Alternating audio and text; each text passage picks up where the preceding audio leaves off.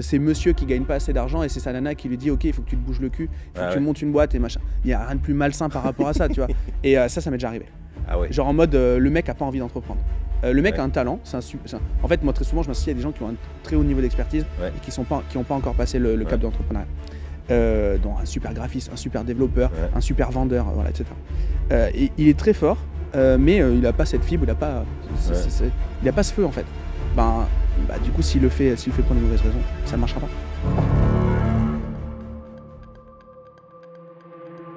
Et donc moi ce que je recommande juste c'est d'être cohérent. Et les gens hyper tristes, très souvent c'est les gens qui ne sont pas cohérents entre ce qu'ils veulent et ce qu'ils mettent en place. Toujours pareil, tout à l'heure on parlait d'input et d'output. Il faut une cohérence entre les deux, quoi. Si je bouffe 10 fois McDo par semaine, j'aurai pas les abdos, ça c'est clair. Et c'est juste ça.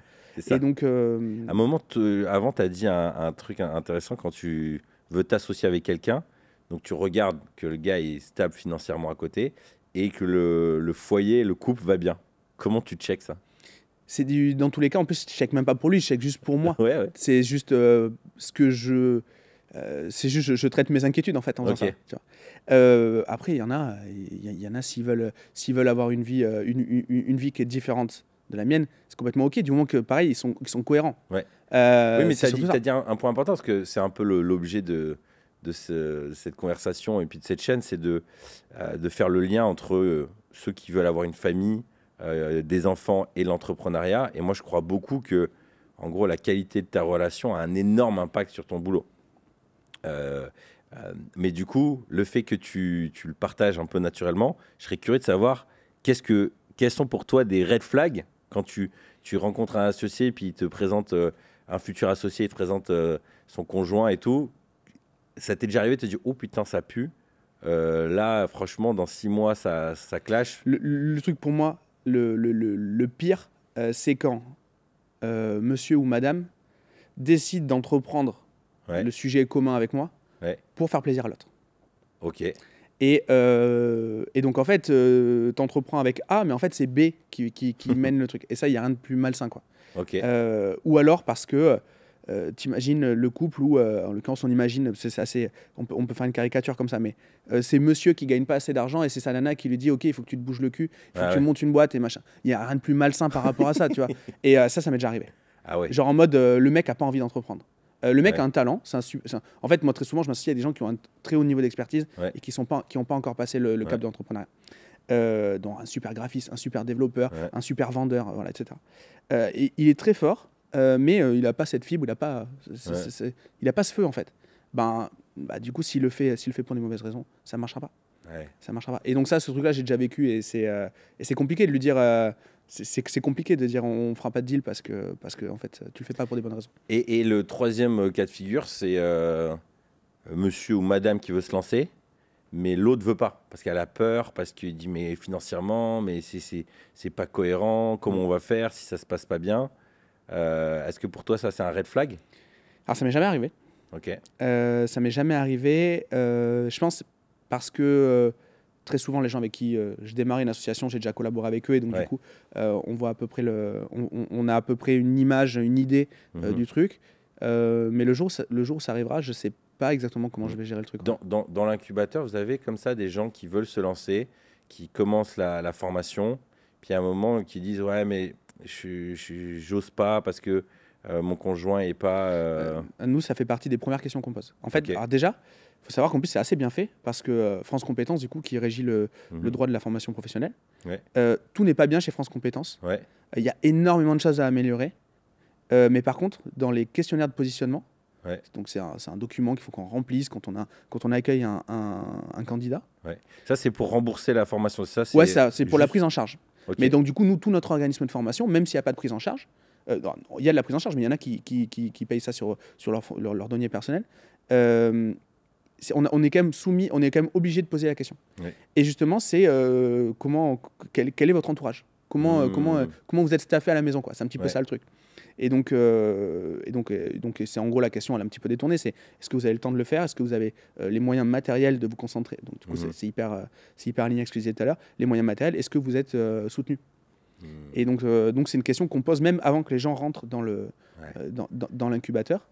Et ouais, moi je pense que c'est hyper important parce que en fait, on peut très vite remplacer son salaire en tant que dirigeant, mais ça peut aussi prendre un peu plus de temps. Ouais. Et il n'y a pas de baguette magique. Et même si moi j'accompagnais pas mal de monde et j'ai eu pas mal de business, je suis incapable de dire si Pierre-Paul ou Jean vont réussir ou pas. Et puis en plus, même souvent, c'est ceux sur qui on mettrait pas un billet qui réussissent le plus vite. Vrai. Donc là-dessus, c'est vrai que la dimension de soutien, elle est hyper importante. Du coup, ça me fait transitionner sur une question autour du couple. En quoi tu es un meilleur entrepreneur grâce à ta femme?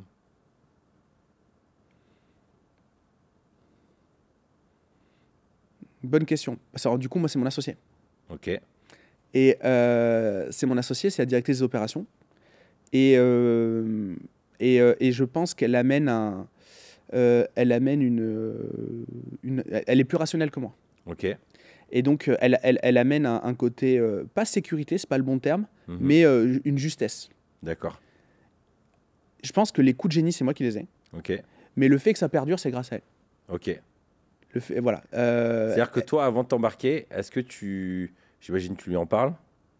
Ouais. Et est-ce qu'elle te passe au crible en mode, mais t'as pensé à ça? C'est quand tu dis, parce qu'une directrice d'opération, c'est un peu ça, c'est transformer ce qui est dans les nuages dans la matière. Moi, en fait, en vrai, je t'ai dit, quand je lui raconte mes projets, au départ, quand je dis j'ai envie de faire ça, etc., elle m'écoute, mais juste par politesse. Ok, d'accord. Elle est trop forte en disant voilà, j'ai cette problématique-là. Donc là, quand on est dans le vrai, en fait. Ou alors, j'ai fait ça, je dois le scaler ou je dois le maintenir. Donc en gros, il faut dérouler une procédure, il faut machin, etc. Elle va dire ok, là, il y a un angle mort, là, t'as pas vu ce truc-là. Ce truc-là, très bien. Ce truc-là, ok, c'est pas assez. T'as pas prévu assez. T'as pas prévu assez solide. Ou ça, admettons, c'est surfait, etc. Donc elle, mes projets, elle les écoute, mais comme quand elle me parle qu'elle a fait des squats à la muscu, je l'écoute par politesse. Tu vois. Ah ouais. Ouais, bah oui. Non, mais tu vois ce que je veux dire, c'est que voilà. Mais par contre, là où elle est très forte, c'est pour opérer, quoi. C'est marrant parce que moi, ce que tu dis, c'est un peu. Je retrouve ça quand je m'enflamme sur des trucs. Je sens qu'elle m'écoute, mais moi j'ai pas lâché que j'ai envie qu'elle m'écoute vraiment et que j'arrive à l'enflammer. Donc pour moi, ma capacité à l'enflammer, c'est comme c'est ma première cliente. Tu sais, je dis ouais, j'aimerais faire ça et tout. Puis j'essaie d'analyser, est-ce que c'est le mood qui est pas bon ou est-ce que c'est mon idée qui est un peu foireuse, elle n'ose pas me le dire.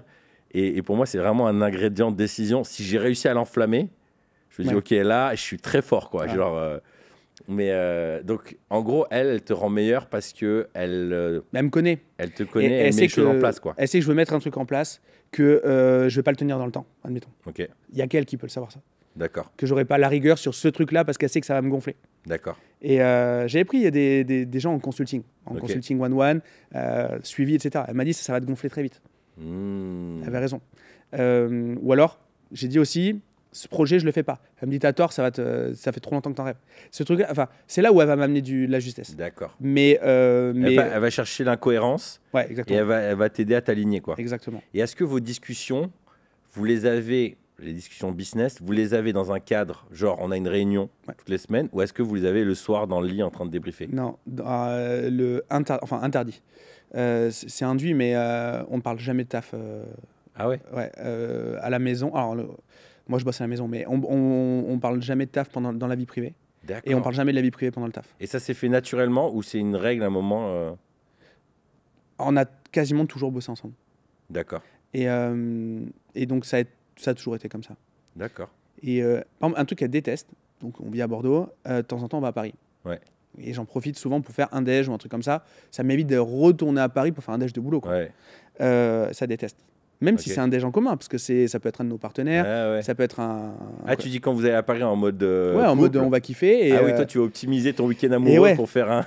et ça, tu as des... Mais ça, elle a raison, parce que du coup, ça empiète. Mais bon, je me dis, vaut mieux ça que si je partais 24 heures. Oui, je vois. Donc en fait, ça, par exemple, tu vois, elle déteste. Mais bon, elle gère le truc. Mais non, en fait, c'est cette rationalité qu'elle apporte vraiment. Mais ça veut dire que dans la journée, vous êtes quasiment dans le même bureau, quoi. Donc vous parlez beaucoup ensemble. On a une maison, on a acheté à la campagne, et donc du coup, moi j'ai mon étage, et elle est en dessous. Et là, elle vient d'acheter un bureau. Okay. Et donc du coup, elle va même plus être dans la même commune, elle va être juste à côté de l'école donc du coup, vous devez vous caler des... Il y a un Calendly. Si on se prend un rendez-vous, on se prend un rendez-vous sur Calendly. On n'a même pas de weekly, etc. Ça on le fait pas. Mais ouais, on se met des calendly, on se parle sur Slack. Et sur WhatsApp, on parle des courses à les récupérer ou de l'argent qu'il faut donner pour la kermesse des gamins, quoi. Tu vois, moi, c'est tout l'inverse. Moi, c'est une souffrance quand je rentre le soir. Alors, on s'est un peu vu dans la journée, mais j'ai envie de lui débriefer. Et il y a les enfants. Et on est là, tu vois, on se regarde dans les yeux, on a chacun envie de se raconter la journée. Et tu sais, il y a 30 minutes qui passent, 1 heure. Tu sais que tu peux pas parler parce que les enfants sont là et tout. Et je me souviens, il y a 2-3 jours, on rentre, on avait un truc à se dire et tout. On fait manger les enfants et tout. Puis à un moment, ils sont nourris, ils sont repus. On les met à jouer. On se dit, les enfants, nous, on va sur la terrasse.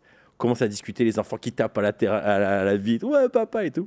Mais non, moi, j'ai trop besoin de lui raconter tout. Et alors, j'ai beaucoup de mal parce que c'est pas vraiment une règle. Mais en même temps, nous, on peut parler jusqu'à 2 h du matin. Moi, j'ai l'impression en tout cas, en termes de business, d'avoir ma meilleure amie. On va parler jusqu'à super tard. Mais t'en penses quoi? Parfois, même, ça se transforme en réunion. Je pense pas que ce soit... Je sais pas si c'est sain ou pas. Mais en tout cas, c'est un énorme kiff. T'es heureux en ménage, je le sais, donc ça doit être ça. Tu vois. Par contre, c'est vrai que elle aimerait bien ce côté-là. On a commencé à se dire, OK, tous les lundis à midi, on mange ensemble et on suit plein de questions. Comme ça, on avance, tu vois.